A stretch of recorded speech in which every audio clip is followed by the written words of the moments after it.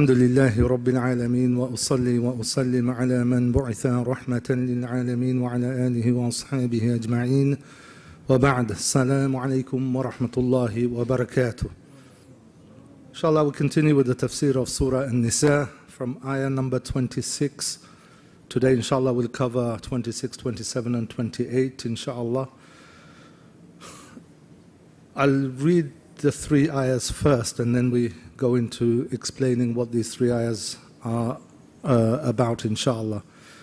Allah subhanahu wa ta'ala says, بعد أعوذ بالله من الشيطان الرجيم يريد الله ليبين لكم ويهديكم سنن الذين من قبلكم ويتوب عليكم والله عليم حكيم.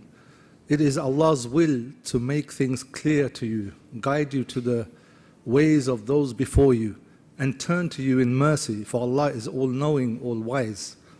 Then in the next ayah, 27, Allah subhanahu wa ta'ala says, وَاللَّهُ يُرِيدُ أَن يَتُوبَ عَلَيْكُمْ وَيُرِيدُ الَّذِينَ يَتَّبِعُونَ الشَّهَوَاتِ أَن تَمِيلُوا مَيْلًا عَظِيمًا.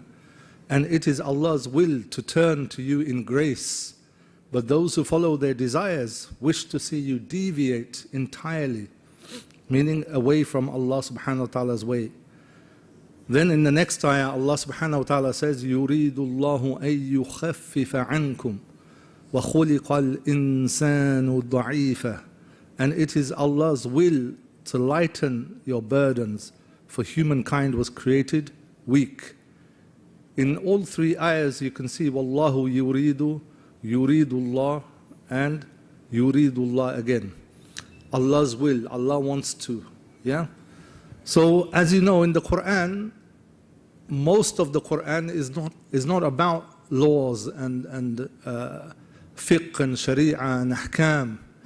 It's only, they say, about 500 ayahs are related directly with laws of Allah subhanahu wa ta'ala, with sharia or with ahkam, to be more precise. About 500 ayahs. Out of how many ayahs in the Qur'an? Over 6,000 ayahs. Less than 10% of the ayahs are to do with ahkam, legal injunctions, rules, law. The rest of the Qur'an, or the major portion of the Qur'an, is what? Is about the akhirah, is about the previous messengers and the nations they were sent to, and is about Allah subhanahu wa ta'ala himself, his names, his attributes, what he loves, what he dislikes for his creation. So you can see the rules of Islam, the rules of the Qur'an, even if we say it's 10% or less, is covered and surrounded by 90%, not to do with rules and ahkam, but in a way you can summarize those three things. Akhirah, akhirah includes day of judgment, hellfire, Jannah, what will happen after you die, and about the messengers and how they were sent with the guidance to all the previous nations, and about Allah subhanahu wa ta'ala himself. So you can summarize those three aspects as being what? As motivating us, guiding us to following the 10%. So 90% of the Qur'an is to do with motivating us, reminding us why we should follow the 10% of the rules and ahkam of the Qur'an. Otherwise, whole Qur'an could have been rules, regulation, halal, haram, just long list like you get in the books of law, books of fiqh. This is halal, this is haram, you don't do this, there's 5 fard in this, 4 sunnah in this. Could have been a list. But that's not Allah subhanahu wa ta'ala's way. He wants to motivate you, He wants to remind you, He wants to create a remembrance in you. He wants you to long for paradise. He wants you to be longing, wishing, hoping, putting paradise as your target, motivating you emotionally, in your heart, in your mind, intellectually, every way. And He wants to put the fear of the hellfire, of punishment, in your hearts and minds. So this is the majority of the Qur'an, and He wants to motivate you by reminding you of what happened to the nations previously. So the majority of the Qur'an is going towards motivating you, creating in you hope and fear, both for the akhirah. Why? To follow the small number of injunctions that Allah subhanahu wa ta'ala has given us, the laws, the rules, that will give you ultimately that success, because the success is not dependent on whether you remember the akhirah or not. It's not dependent on whether you just believe in the messengers or not. It's also dependent on whether you submit and surrender and follow the guidance, the rules, the regulations, the halal and the haram, the ahkam, the laws of Allah subhanahu wa ta'ala. So these three ayahs, they say, has come, as you know, this is from ayah number 26. So from ayah number 1 to 25, Surah An-Nisa was all ahkam, mainly rules and regulations. It began with reminding people that they were created from a single pair. Mankind was created from a single father and mother. And then there was reminders about how to treat the rights of orphans, orphan girls, orphans in general in terms of their wealth. Then there was rules, regulation to do with inheritance, rules and regulations to do with marriage and divorce, etc., until we come to ayah number 26. So ayah number 21 to 25, you can see these are the ahkam, these are the laws. Now in these three ayahs, Allah subhanahu wa ta'ala wants to motivate you to follow those rules. Why should you follow these rules? He's giving you the laws, He's giving you the inheritance. It should be this portion for the mother, this portion for the wife, for the husband, for the son, the daughter. With orphans, this is what you can do, this is what you can't do. Now, where's the motivation to implement that? This is these three ayahs. Allah subhanahu wa ta'ala is going to give us now why He's giving you these laws, in which way, and how to motivate you. You will see Allah subhanahu wa ta'ala motivating you to follow those rules. So what does Allah subhanahu wa ta'ala say, first of all, in this ayah 26? He says that يُرِيدُ اللَّهُ لِيُبَيِّنَ لَكُمْ وَيَهْدِيَكُمْ سُنَنَ الَّذِينَ مِنْ قَبْلِكُمْ. It is Allah's will to make things clear to you, guide you to the noble ways of those before you. So why did Allah give you those rules, regulations? Ayah number 1 to 25, or previously within those ayahs. Why does it give you laws, halal, haram, do this, don't do this? Because He wants to make things clear to you. لِيُبَيِّنَ لَكُمْ, number 1.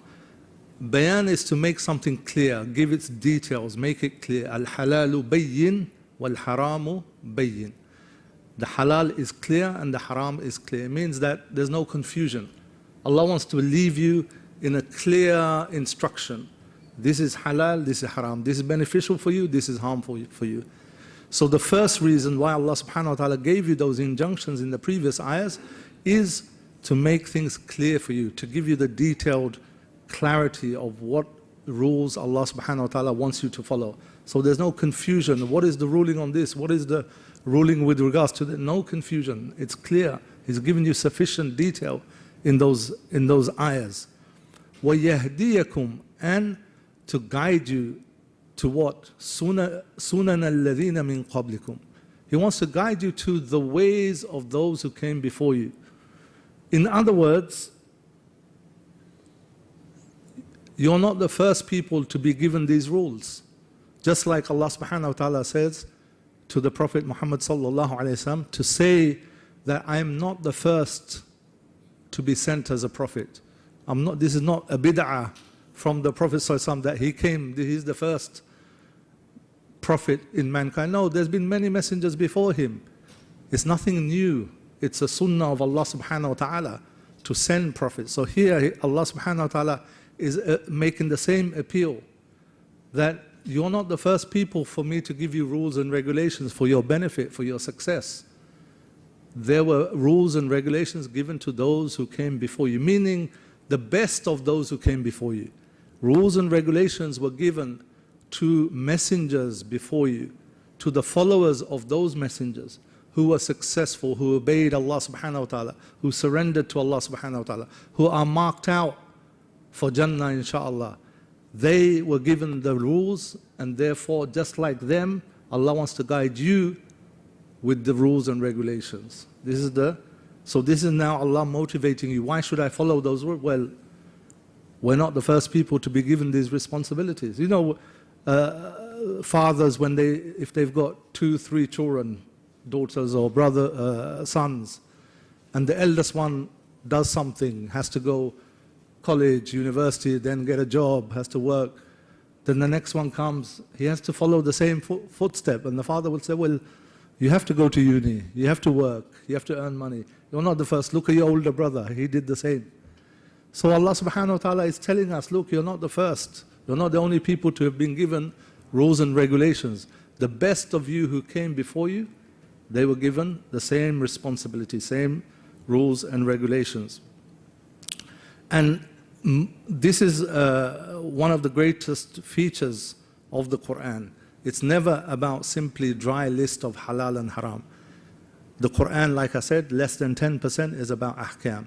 The rest is really to remind us, motivate us, create a longing, a longing for the akhirah, a longing to enter into Jannah, to be successful on the Day of Judgment, and a motivation to surrender to Allah subhanahu wa ta'ala, to improve ourselves, be closer to Allah subhanahu wa ta'ala, to earn His mercy. So these injunctions, obviously the previous injunctions were mainly to do with marriage, who you can marry, which women you can't marry, the issue about mahar and things like that. So these are injunctions which were given to previous nations, previous prophets, previous peoples.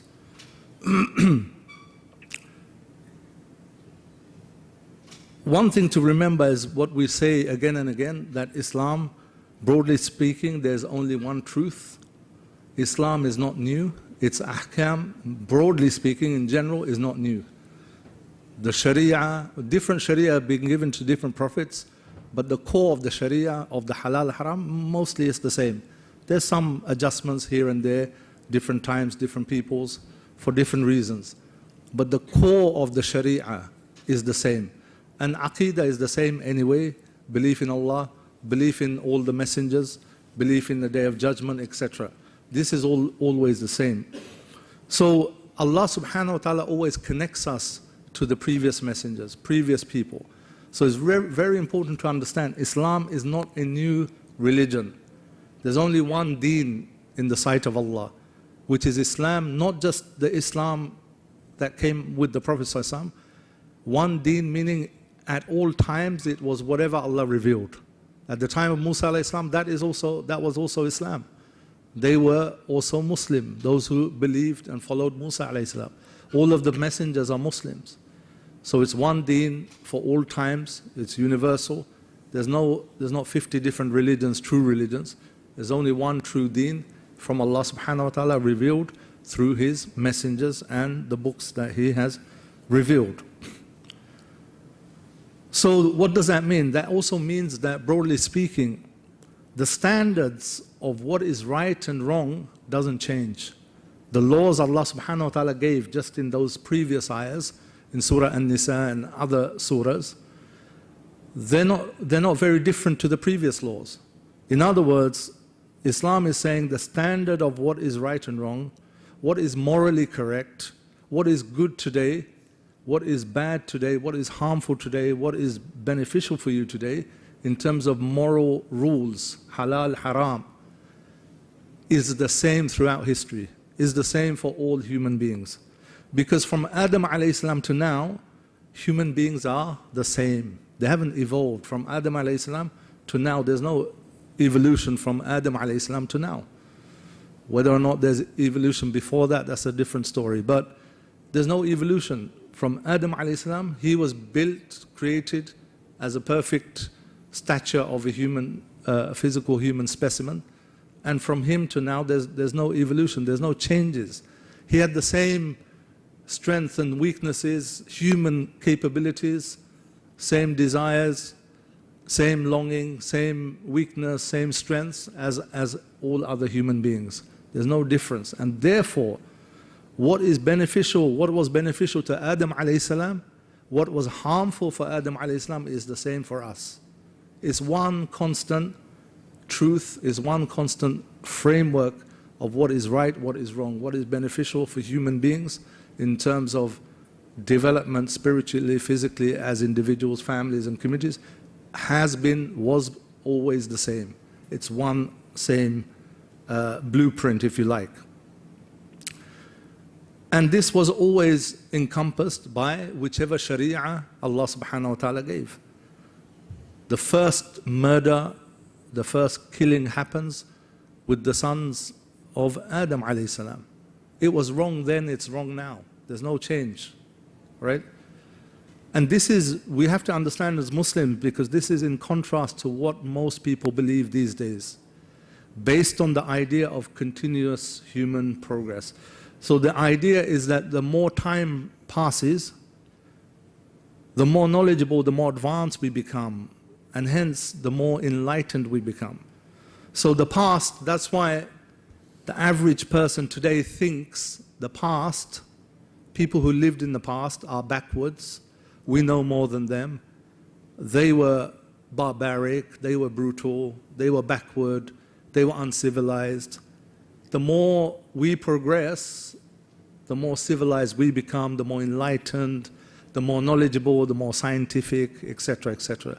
Because the dominant view of history is that it's a linear, progressive line. It's one constant progression, right?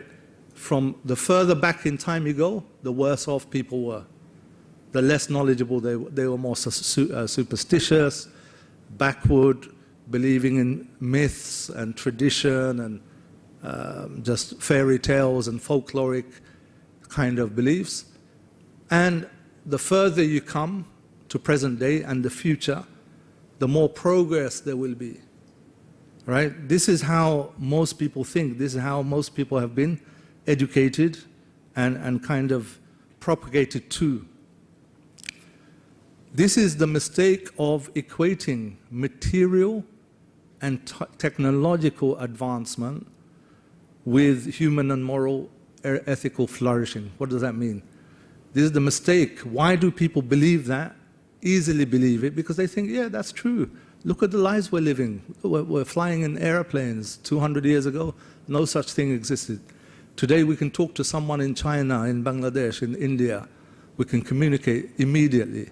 So they look at the massive, and no one can deny that, the huge, colossal technological advancement, material progress.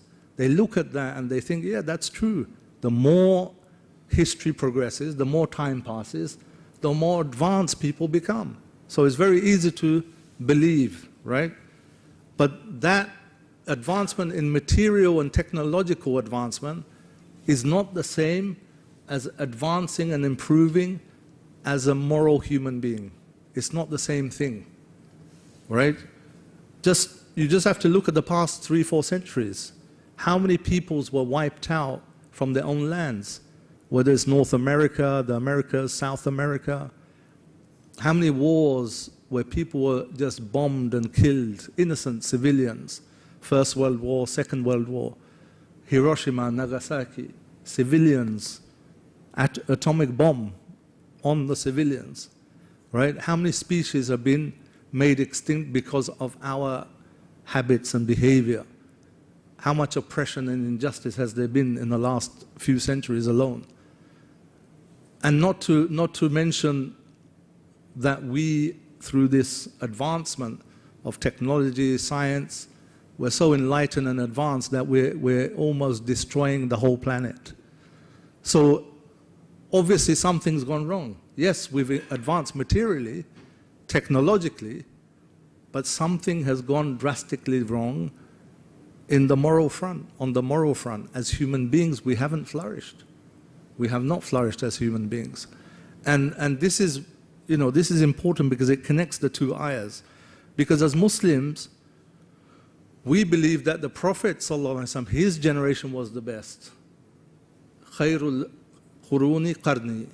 The best of generations is my generation. This is what the Prophet ﷺ said. ثُمَّ الَّذِينَ يَلُونَهُمْ. Then those who come after them. Said it 3 times. And then it's downwards, more or less. Morally, ethically, in terms of relationship with Allah subhanahu wa ta'ala, in terms of surrender, submission to Allah subhanahu wa ta'ala, as moral human beings, we believe it's a downward thing, number one, generally, but overall it's a cyclical thing. It cycles. History is not from the top all the way down. No, it cycles. Whenever a messenger is sent, when the people respond to him, then they're raised up morally. They're high. They're on a high level. Then there's a decline, right? Then another messenger is sent. Then morally, ethically, as human beings, these communities, they rise up again. So it's a cycle up and down. It's not all the way from the highest to the lowest. But generally, especially after the Prophet, so we're in the last cycle, which is the Ummah of Muhammad sallallahu alaihi wasallam. So even there we believe that it's cyclical, but the past is not weaker and less than the future. Of course we can't believe that because we know the best generations were the Sahaba. But it's not all doom and gloom because, you know, there's a saying attributed to the Prophet sallallahu alaihi wasallam, is he also gave hope. He said, I don't know which part of whether it's in the beginning or the end, which part is better in terms of barakah for the ummah.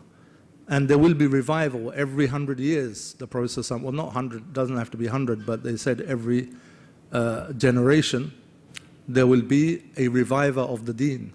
So there will be small cycles up and down. But the general thing is, in Islam, we don't subscribe to the theory that history is a linear progression. The further back you go, the lower, worse off you are as human beings. And the further you come to present day and future, everything advances and you become better human beings and societies. No, we don't subscribe to that. We say it's cyclical. We say it's connected to how close you are in terms of submitting to Allah subhanahu wa ta'ala, following a messenger, right? And Allah subhanahu wa ta'ala calls His nations to rise and decline. So this is the general picture, right? And we'll come to why that's connected to this ayah. The way it's connected directly is because Allah said, this is the sunnah of people who went before you. So the sunnah of people that came before you, Allah wants to guide you, Allah wants to guide us to their sunnah. So if we believe that history is progressive upwards like this, why should we follow the people who came before us? They would be lower than us. No, in Islam we believe, like I said, if they were following the messengers, then they're higher. They're on a higher level. Whereas the dominant belief today is all peoples of the past, we are better than them. We're more advanced, we know the truth, we have scientific discoveries, we know what's true and false, we don't believe in superstitions, folkloric, fairy tales. We're beyond that, right? So there is a big contrast and difference between how Islam sees history and how other people see history. That's very important to understand. Then Allah subhanahu wa ta'ala says, Wallahu yuridu an yatuba alaykum. Allah subhanahu wa ta'ala says, and it is Allah's will that He wants to turn to you. Yatuba alaykum, from the word tawbah. You know, we understand tawbah as meaning what? When we ask Allah, when we stop committing a sin, or we stop committing sins, and we ask Allah, we turn to Allah subhanahu wa ta'ala and ask His forgiveness. That's tawbah. Tawbah literally means to turn around. You're going in the wrong path, you turn around back to the path of Allah subhanahu wa ta'ala. Here Allah says, Wallahu yuridu an yatuba alaykum. Allah wants to turn to you. Allah wants to turn to you. Not obviously, Allah doesn't make hasha, He doesn't make tawbah to you in that sense, but He wants to turn to you in giving you His mercy, sending His blessings, accepting your tawbah, accepting your turning. If you turn to Allah subhanahu wa ta'ala, that will open the door of Allah turning to you. Meaning, if you turn to Allah subhanahu wa ta'ala and His guidance, and you make His criteria the determining criteria and framework for halal, haram, for right and wrong, for beneficial, what's beneficial and harmful, just like the people of the past did, then Allah will turn to you and send His blessings and mercy and accept your turning, accept your tawbah, turning to Him in surrender and acceptance of His moral and ethical guidelines and rules and regulations. But this is a very important part. Then Allah subhanahu wa ta'ala says in the same ayah, after He says, Wallahu yuridu an yatuba alaykum, Allah wants to, that it's His will to turn to you. وَيُرِيدُ الَّذِينَ يَتَّبِعُونَ الشَّهَوَاتِ أَن تَمِيلُوا مَيْلًا عَظِيمًا. But those who follow their desires, الَّذِينَ يَتَّبِعُونَ الشَّهَوَاتِ, those who follow their desires or the desires, wish to see you deviate, أَن تَمِيلُوا مَيْلًا عَظِيمًا. They wish to see you deviate entirely away from Allah, away from Allah's path, away from Allah's way. In other words, because the previous ayahs were talking about marriage and which women you can marry, which ones you can't, what's a halal relationship, etc. So some of the mufassirun, they said that as for those who follow their desires, which includes those who don't want to have a halal relationship through marriage, fornicators, adulterers, peoples and nations who follow false creeds and desires, who don't recognize the restrictions given by divine revelation of halal and haram, they make no distinction between lawful and unlawful. Not only do they practice that themselves, they want you to follow them, because they're on a path away from Allah subhanahu wa ta'ala. So they want you to turn and follow their path. Allah wants you to turn and follow His path, so He turns to you in His blessings and mercy and acceptance. But those who follow their desires, their shahawat, they don't want to follow the guidelines of Allah subhanahu wa ta'ala. But not only that, they're not happy with just doing it themselves. They want you to follow them as well, right? And this is really very relevant today and really important, because in today's world, we can see it everywhere amongst us, in our communities and societies. Because Allah subhanahu wa ta'ala used a beautiful description. It's so amazing. Of course, it's a revelation. Allah subhanahu wa ta'ala knows the future. He knows the inner workings of human beings. He says, وَيُرِيدُ الَّذِينَ يَتَّبِعُونَ الشَّهَوَاتِ. Those who follow their desires, they desire, they want.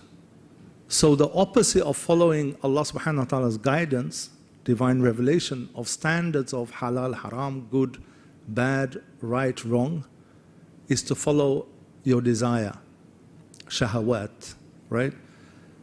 This is so pertinent to us today, because out there in society, wherever you go, what is the criterion for good and bad?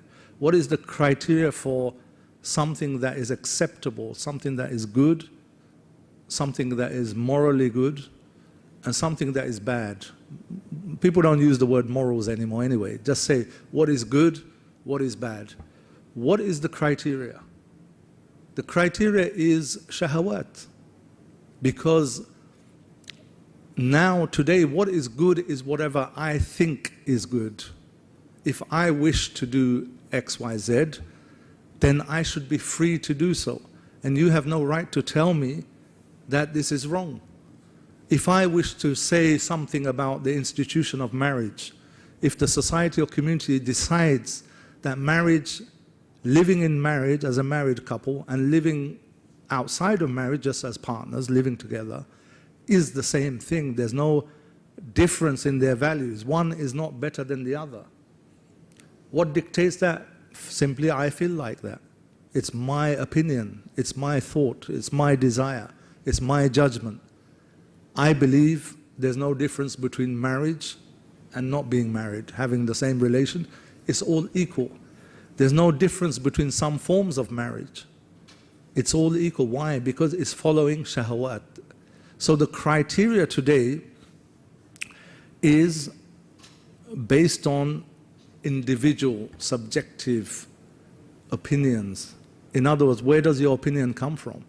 If there's no external guidelines, if you're not following the guidelines from somewhere else, if it's just your opinion, where does it come from? Mainly from shahawat, from your desire, your opinion, right? This is what they call in philosophy or ethics, voluntarism, right? The idea that my will, my desire, decides what is good, what is bad. If I want this form of marriage, or if I think this thing is good, acceptable, this way of living, then so be it. That is and you can see how when people make those judgments and decisions in community societies, if you don't accept it, you become the person who's wrong. You are wrong. You are anti this, anti that. You become the one who's wrong, and they become the one who's right. Why? Because it's based on shahawat. Everyone follows their desire. This is what Allah subhanahu wa ta'ala is saying. Those who follow their desires, they want you to follow, turn away from Allah and follow their path. And the reason why people do this, we have to also understand, without getting too technical, is the reason why do they say we can't make a judgment on what is right or wrong? Because when people come to the conclusion that there's no truth out there, what's happened in most societies through the last few centuries is when they've kind of let go of religion in a way, not everybody, but a large portion. When they've let go of religion and divine revelation and no longer believe in the truth of the Bible, of the revealed books, they realize that, well, if that's not true, then it's down to us to decide what is good, what is bad, what is right, what is wrong. It's down to us. We decide. And there's no way, there's no objective truth out there, even in nature, in creation. There's no such thing as this is good and this is bad. It's all based on what I project onto nature, on reality. If we think this is good, then it's good. If we think this is bad, then it's bad. And you know, you've heard the phrase, playing God. That's what people do. They decide what is good, what is... So once you believe there's no objective truth out there, there's no external guidance for what is right or wrong, then obviously you have to become the judge. And when you become the judge, you also accept that actually, you know what, there's no such thing as right or wrong. There's no such thing, it's whatever we decide. So then you end up saying, marriage as an institution, this was only something in the past. People got together, whether they thought it was from religion or not, they got together and they agreed, this is a good thing. That's why it's good. It was good, but now we've agreed it's not necessary. So once you believe there's no objective truth out there, we are the ones who decide what is right or wrong, then you end up simply following your shahawat. This is what it is. And we can see where that's going down to. You can see it in every field. You know, whether it's in gender relations, whether it's in forms of marriage, whether it's in certain acts that you can do or you can't do, foods you can eat or not eat, drinks, whatever it is, in every field, the criterion is what I desire, what I want. I should be free to do what I wish and follow my desires. There's no other criteria. So what happens then? There's no fixed criteria. With Islam, with divine revelation, as I mentioned before, the criteria of right and wrong is fixed from throughout history, for all nations, for all peoples, for all times, broadly, with slight adjustments here and there. But with this model, there's no stable, fixed right or wrong. Every generation will have their right and wrong. Every generation you will see changes. Every community will have their own judgments of what is right and wrong, what is acceptable, what is not acceptable. Gender relations, which sexes can get married and they can't get married, will be decided just arbitrarily, whatever people desire. Who is a man, who is a woman? Oh, there's no objective truth out there. You know, there's no such thing as a man and a woman. Don't be silly. There's no objective truth there, right? It's we decide who's a man or who's a woman. And so on. Soon it's going to be deciding, you know, who's a human being and who's an animal, right? Transhumanism, not transgender, transhumanism. So, in other words, it goes back to there's no objective reality out there. You, as a human being even, is not a fixed thing. It's me who makes you a human being because I put that label on you. I view you as a human being. or I view you as a man, I view you as a woman. So where does that go to? We can see where it's going to end up in, because there's no criteria, there's no fixed values. It's free flow, it's open to go anywhere, right? So this is the way out is to turn to Allah subhanahu wa ta'ala, is to turn to an objective source of morality, of right and wrong, of what is good and bad. The Creator, Allah subhanahu wa ta'ala, He's the one who knows us the best. He's the one who knows the true nature of every created thing. And He's given us this fixed guideline, Unfortunately, people think, even amongst Muslims, they fall for this. This rhetoric about, Islamic law and guidance and values of right and wrong. This is so old, man, like 1400 years old. How could they have known what's right or wrong or good or bad for our society today? They didn't have this same problems, they didn't have the same technology, they didn't have the same knowledge. Even Muslims fall for this. They say, no, Sharia, leave that to the side. This is medieval, man, this is old, they can't cope. This is kufr. For someone to say that, it's kufr. If you think any part of Sharia is not suitable for today, or is not up to the job, or it's deficient in some way, or the criteria that Allah subhanahu wa ta'ala gave, this is kufr, this is rejection of the faith. This is rejection. So unfortunately, Muslims also fall into this. So it's very important for us to be aware that where does our morals, standards come from? Where does our sense of right and wrong comes from, and why does it come in that way? Why is it so fixed? This is a lot of people ask this. The first question, I do quite a bit of training for non-Muslims, Islam awareness. When it comes to Sharia, the most common question is, why can't you change the Sharia? Why is it so fixed? Why doesn't it move with the times? This is the first question a lot of people ask. Because they have this idea, Sharia, 1400 years old, how can it keep up with today? How can it be applicable or beneficial today? So you see this pressure. This is why Allah subhanahu wa ta'ala says that those who follow their own desires, they want you to turn completely away as well. That's why you have these pressure groups, campaign groups, pressuring, questioning the Muslim communities, questioning Islam. Why can't Islam adapt and change? Why can't you give women more rights? Why can't you just bring yourself up to speed, up to the modern world? Why can't you do X, Y, and Z? Look at your punishments, it's so barbaric. Why can't you adapt and change? Why haven't you had your enlightenment like we had? These are the questions, because people naturally, they want you to follow them. They think they're more advanced, this is better, this is more liberal, fairer, equality, etc. And they want you to follow and turn away from your source of guidance. They want you to turn away from the guidance criterion set by Allah subhanahu wa ta'ala. Then Allah subhanahu wa ta'ala says in the next ayah, يُرِيدُ اللَّهُ أَن يُخَفِّفَ عَنْكُمْ وَخُلِقَ الْإِنسَانُ ضَعِيفًا.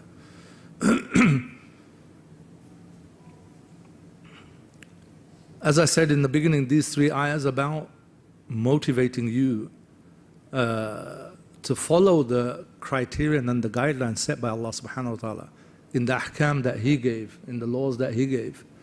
So here Allah subhanahu wa ta'ala says what? And it is Allah's will to lighten your burdens. Allah wants to make it easy for you, lighten your burdens. Why? وَخُلِقَ الْإِنسَانُ ضَعِيفًا. For mankind was created weak. Allah subhanahu wa ta'ala, He knows what we can bear, what we can't bear. He knows what we can implement, what we can't.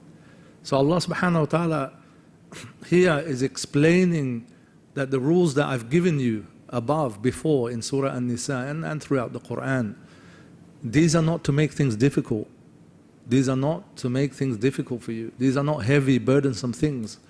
He's made it light for you. He's made it easy for you. And in the specific rules above, in the other ayahs, where Allah subhanahu wa ta'ala gave the option, if you can't afford to get married in those days, He gave other outlets. Or with the regards to mahar, He left it open that you can agree on a very simple mahar. He's made it easy. He's lightened the burden on you. You don't have to be burdened with this, I can't afford to get married with the massive amount of mahar. I can't afford to pay. No, He's made it easy. Most of the halal things, Allah subhanahu wa ta'ala, He's made it very easy. Why? Because He wants to make this deen easy for you. So Allah subhanahu wa ta'ala is reminding you that His laws are not just a lawgiver, do this, do that. He's doing it with an attitude of caring, of making it easy for you.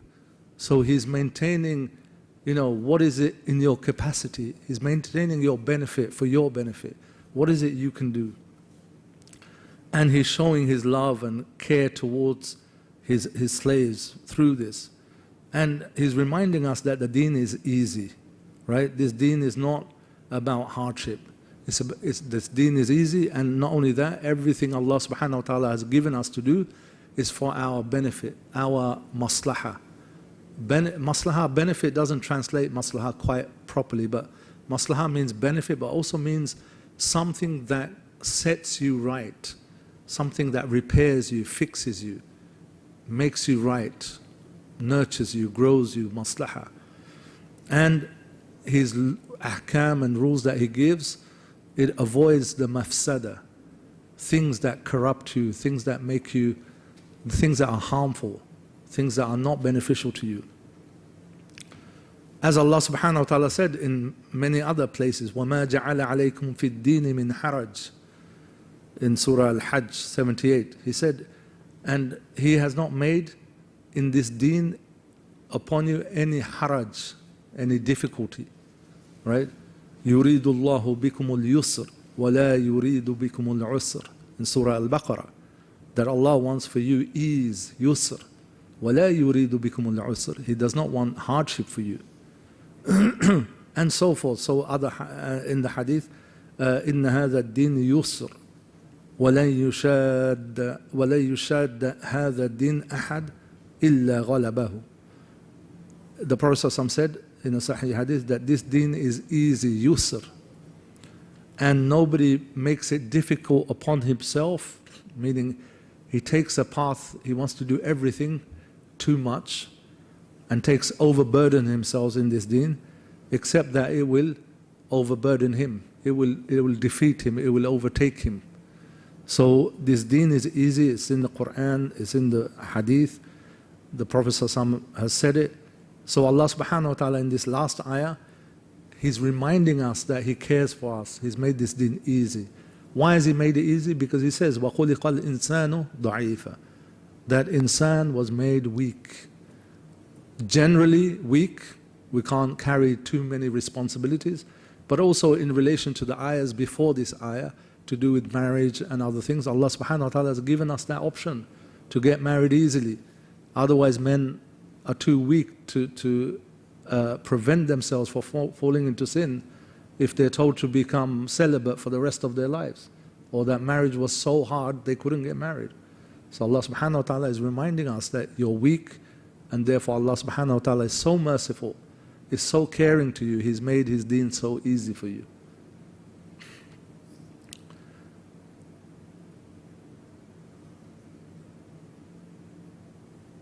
So in these three ayahs, as I mentioned in the beginning, we'll wrap up here inshallah, that Allah subhanahu wa ta'ala never gives you rules and regulations without giving you the motivation to implement them. Without giving you the motivation to implement. And this is the unique feature of the Qur'an. Really, subhanAllah, it's amazing that Allah subhanahu wa ta'ala, whenever He talks about a hukum, a rule, that this is halal, this is haram, or do this, don't do this, He always starts it off with some kind of motivation. Either He will appeal to us by saying, Ya ayyuhalladhina amanu, O you who have believed. Or after giving you the rule, He will give you a reason why you should implement it. Why is it good for you? Or He will give you what is the reward for it, or what is the punishment for it. So Allah subhanahu wa ta'ala is always appealing to our hearts, our intellects, to our souls, to make it easier for us to implement whatever He commands us to do. All of this is for our own benefit. So may Allah subhanahu wa ta'ala give us tawfiq to be motivated, be encouraged, to surrender and submit to His guidance and to His ahkam, inshaAllah. May He increase us in our understanding of the Qur'an. Inshallah, we'll stop here and continue next week, inshallah. If there's any questions, we can take, inshallah.